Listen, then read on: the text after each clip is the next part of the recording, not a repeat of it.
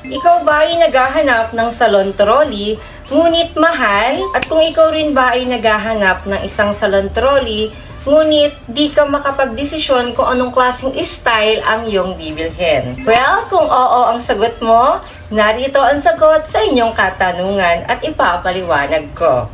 At kung interesado ka sa mga ganitong klaseng usapin, please like my video at kung bago ka lamang po sa YouTube channel ko, please subscribe my YouTube channel and click the notification bell para lagi kang updated sa mga every ideas videos ko na ina-upload every week.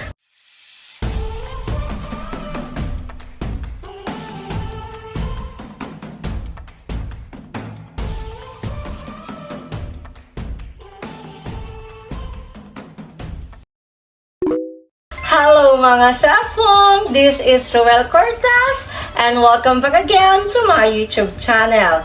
So for today's video mga Seswang ay mag-unboxing review nga po pala tayo, pero hindi siya mismong salon trolley. May pagka-similarities lang po sila nitong salon trolley na ito. Pero itong salon trolley na to ay karaniwan na ginagamit ko o ito yung mga bagong design at bagong style. Tulad nga po ng sinabi ko, hindi siya parang salon trolley na literal, pero may pagkukumpara po siya sa isang salon trolley. Nakakakita po ako ng ganitong klaseng trolley cart na ginagamit minsan sa mga nagluluto, sa mga nagbibake, at lalong-lalo na sa mga maliliit na tindahan, sa mga makeup, at yung iba ginagamit din po siya sa pagluluto. Nilalagyan po siya ng mga iba't ibang klaseng gamit or mga tools, utensils na ginagamit sa pagluluto. So, nag-order ako ng ganitong klaseng style salon trolley at ipapakita ko po sa inyo ang kaniyang itsura. So, nandito na siya mga Seswang. Ito na siya. Charan! Diba? Ang laki-laki. So, i-unbox po natin siya. Hindi ko pa po ito nabubuksan. 2 days na po ito sa akin. Pero bubuksan po natin siya mga Seswang. So, samahan niyo po ako sa pagbubukas nito natin mga Seswang hanggang sa pag-a-assemble nitong ganitong klaseng style salon trolley cart.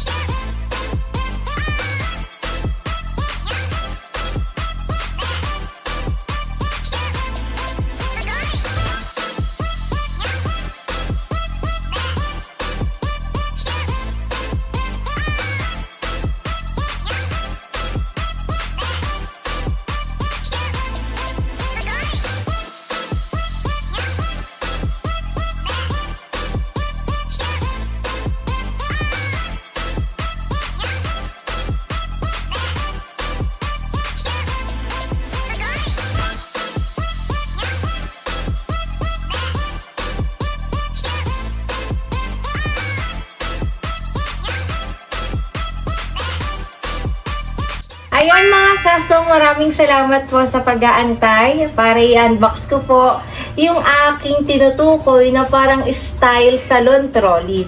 So ito na siya mga Seswang. Ayan. So 3 layer po siya. Ito yung 1, tapos yung pangalawa, at yung pangatlong layer niya mga Seswang. So i-assemble na po natin siya mga Seswang. So ito po yung kasama dun sa binili ko. So 3 layer nitong parang organizer na to. Tapos ito yung hawakan mga Seswang. Ayan. Ito po yung hawakan niya. Tapos ito yung panglagay sa ibabaw.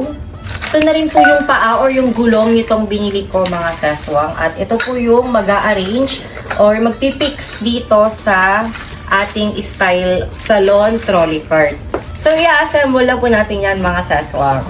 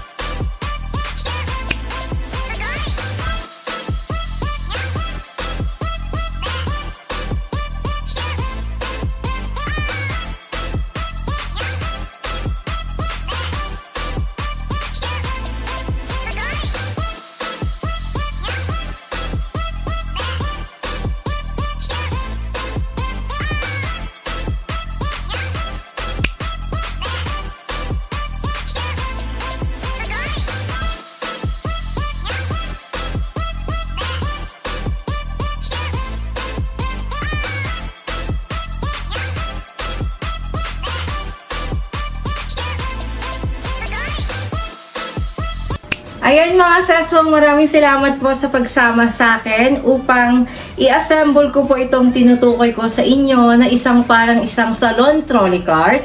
So, ito na po yung arrangement niya mga seswang. So, dito ko po nilagay yung mga gunting ko, yung mga suklay, tapos yung paddle brush, yung brush ko na roller brush. So, sa gilid, nandito po yung aking pang spray or spray bottle. At ito yung mga gamot or yung mga serum na pinapahid ko sa buhok ng aking customer.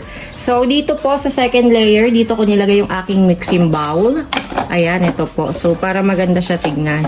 Then, sa baba po or sa pinakababa, ito po, nilagay ko yung aking magnetic tape. So, hindi na po ako mahihirapan mga seswang sa pag-apply ng kulay or pag ako'y nagpo-proseso sa aking mga ginagawa. Lalo na kapag ako'y may customer. Kasi po, nahihirapan po yung aking assistant kasi masyado raw po akong magalaw. Kaya ngayon, bumili ako nito para dito ko na ipapatong yung mga gamot na gagamitin ko na halimbawa magkukulay ako. So, nandito lang po siya. Ayan. So, nagkukulay ako. Ayan, ganyan ganon. Kahit saan ako magpunta, ay di na ako mahihirapan dahil kasama ko na siya at meron siyang gulong. So, ayan siya mga seswang. So, ayan mga seswang, maraming salamat po sa panonood ng aking video at sana po may natutunan kayo mula sa aking channel.